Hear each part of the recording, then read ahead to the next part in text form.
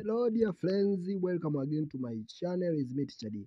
Kama ndo mara yako ya kwanza unatembelea hii channel, ni kuomba usiache kusubscribe, kulike, kushare pamoja na kucomment. Moja ya swali kubwa ambalo wanafunzi wengi wamekuwa wakiniandikia kwenye comment ni niwape format au niwape topic ambazo zitatunga mtihani mwaka huu, kwa sababu nimekuwa nikifanya hivyo miaka kadhaa nyuma.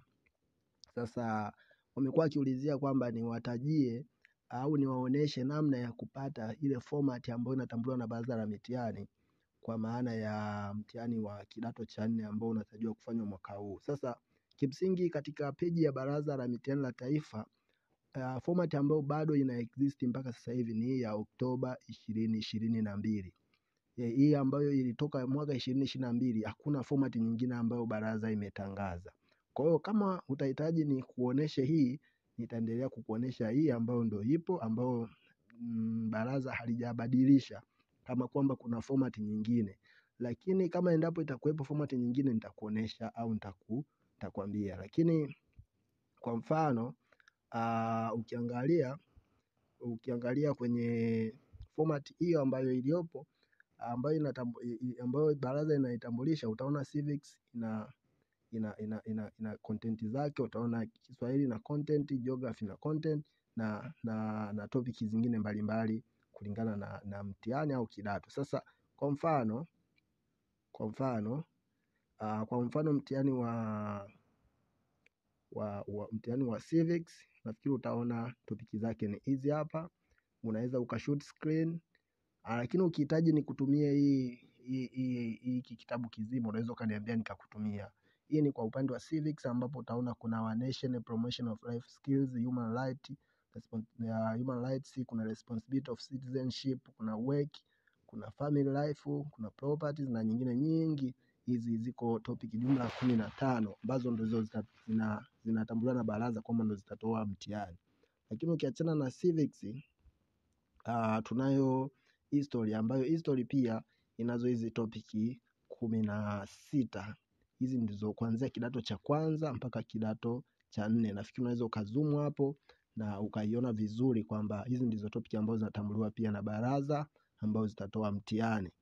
Lakini kwa maana ya ile format ambayo ni yatoka mwaka 2022, ndo hamna format nyingine ambayo ishatoka tokea muda huo.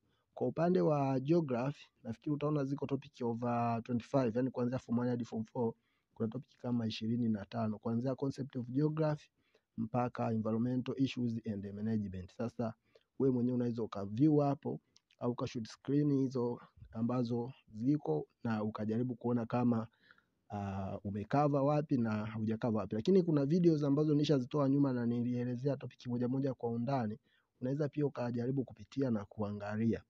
Lakini hapa kuna Arabic, ambapo hizi ndizo content topic zake hizi, nafikiri unaweza ukaona na ukaangalia kwa wale wa masomo ya dini. Lakini tunayo Kiswahili, elimu ya dini ya Kiislamu, unaweza ukaona mada ziko hapo, ziko over 18, ziko 18.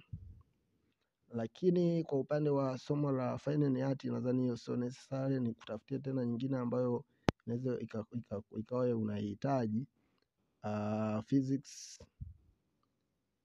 Physical education, hiyo ngoja ni skip.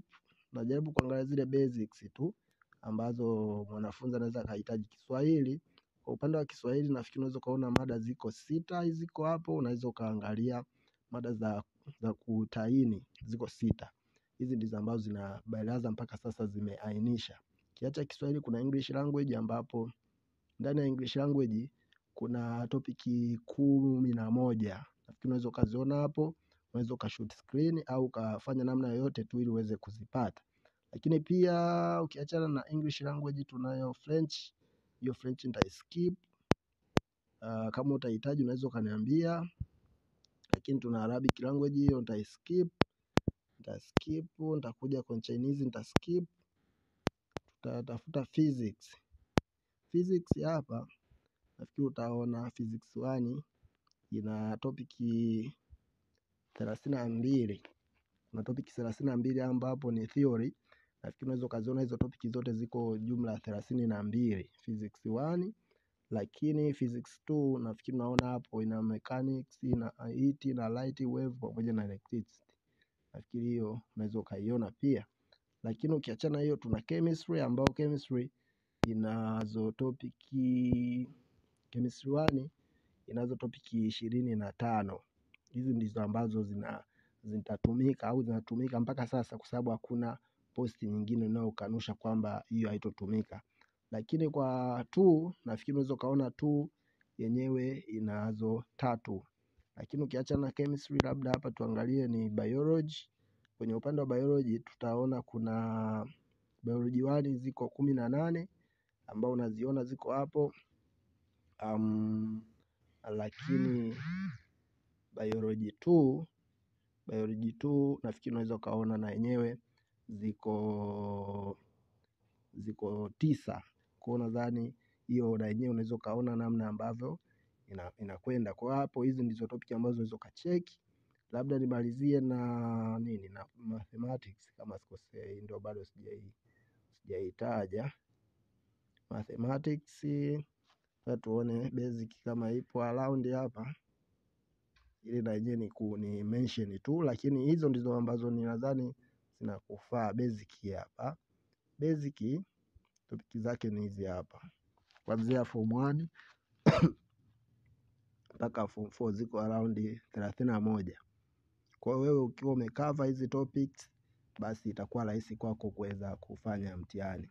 Hichi ni kitabu ambacho kinatolewa na baraza na kipo kwenye account. Sasa sitaki kukipublish au kukisema sana, kwa sababu sijajua kama kuna mabadiliko mengine ya topic nyingine, lakini hizi kwenye page yao mpaka sasa hizi ndizo topic ambazo zinatambuliwa na baraza la mitihani. Kwa hiyo kama mwanafunzi ambaye alikuwa anahitaji kujua mwaka huu ni topic gani ambazo zitatunga mitihani kwa masomo yote, hizi ndizo topic ambazo zitahusika kwenye mtihani wako. Kwa hiyo sasa ni wakati wako wewe muhimu kujipima kwamba mpaka sasa wewe umesoma topic ngapi, ni topic zipi ambazo bado hujazikava, ili uweze kuzikava. Thanks for watching, see you next time with me Teacher D. Kama utakuwa na swali lolote au kuna kitu ambacho kinakupa utata, unaweza ukaniandikia kwenye comment hapo na mimi nitakuwa kwanza kujibu.